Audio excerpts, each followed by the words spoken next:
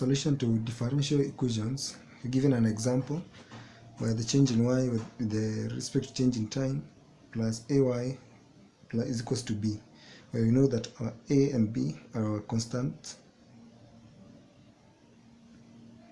a being the constant coefficient and the b being the term coefficient. So to start with, to solve the differential equation, we need to first of all obtain the homogeneous solution.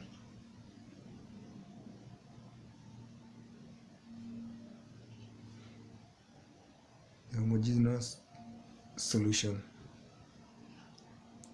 And to solve for the homogeneous solution, we need to first of all set our equation in a homogeneous form.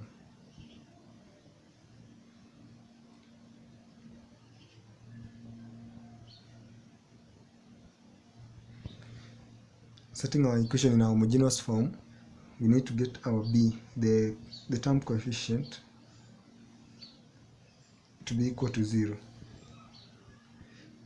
Now we have the homogeneous form of the differential equation is dy with change in time plus ay is equals to 0.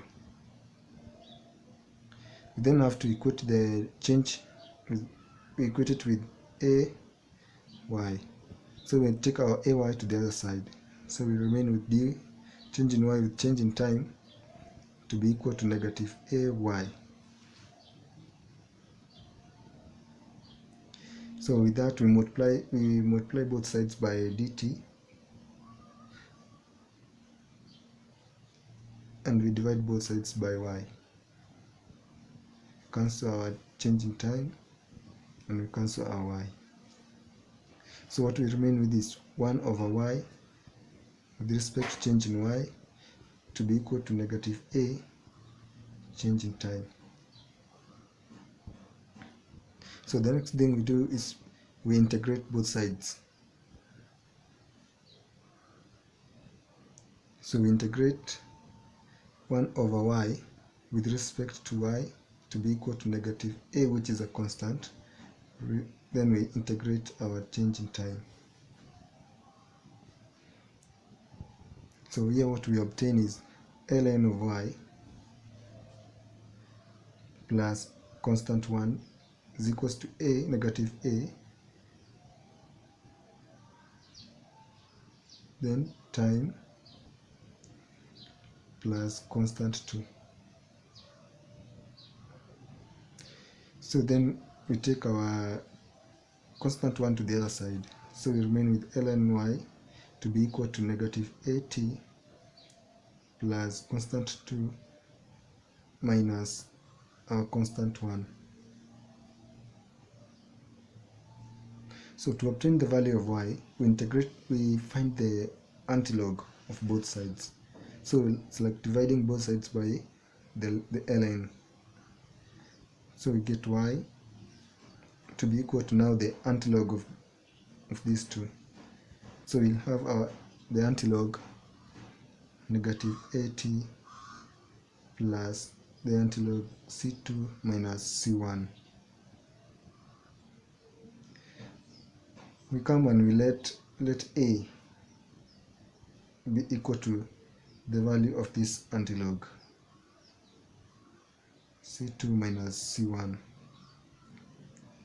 Therefore, substituting the equation, we have y is equals to the antilog. Let's start with a and then the antilog. So this we have obtained now our y, which is the homogeneous solution. So the next step is now we obtain the particular solution.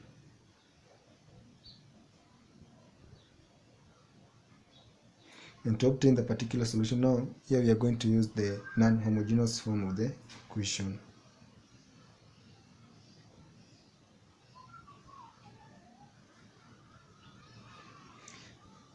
And the non-homogeneous form is just equivalent to the parent equation that we are given of the differential equation.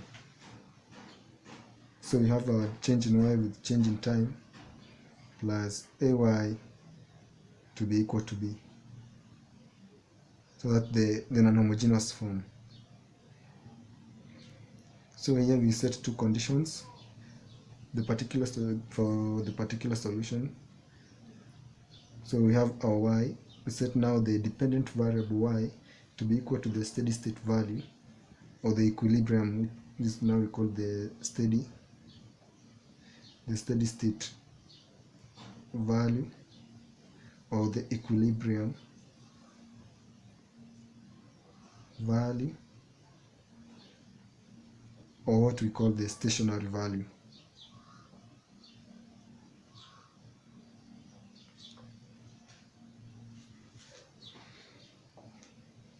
And then we set now the change in y with change in time to be equal to 0. We therefore substitute in the equation. We have 0 plus now the change, the a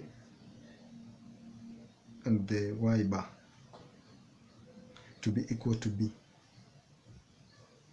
Now with this, our y bar will be equal to b over a.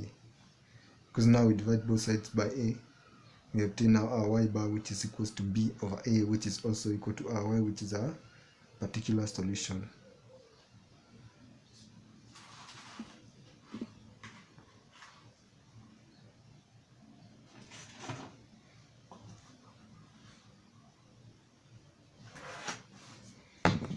So the next thing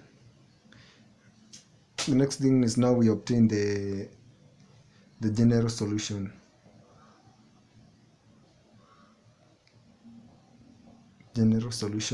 Now to obtain the general solution, what we need is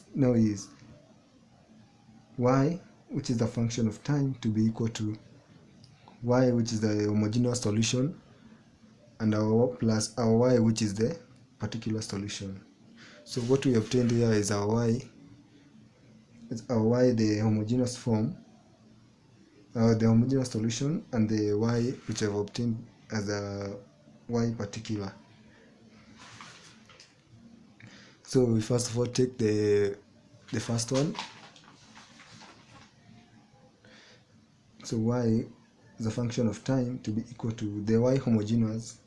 We got the a, the antilog, negative at, plus the particular solution, b over a. That's now our general solution. Then go, and now we look for the unique solution, or the definite solution. And to obtain the definite solution, we always derive it from the general solution, which is a function of time,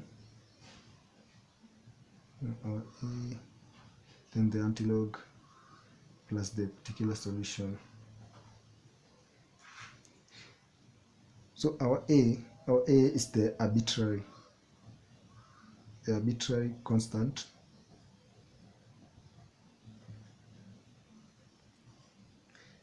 and what we need to do so that we can obtain the unique solution is we find a definite value, or now a particular value,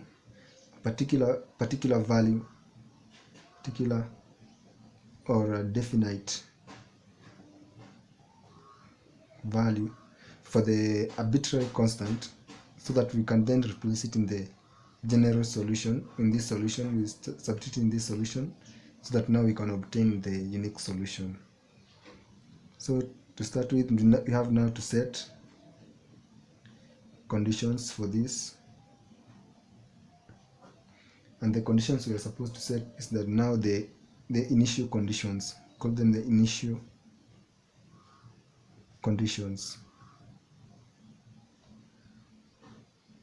And to obtain the initial conditions is now we set our time to be equal to 0, meaning that the y as a function of time will be equal to y 0.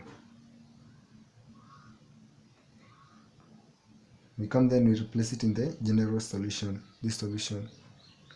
So we'll have our y, a function of time, which is 0, to be equal to a. Because now the time is equal to 0, we are raising the antilog to be 2 power 0, because when you multiply the negative a times 0, it just gives you 0, then you raise the antilog to power 0, which will now give us 1. So we remain with a plus the particular solution, which is b over a.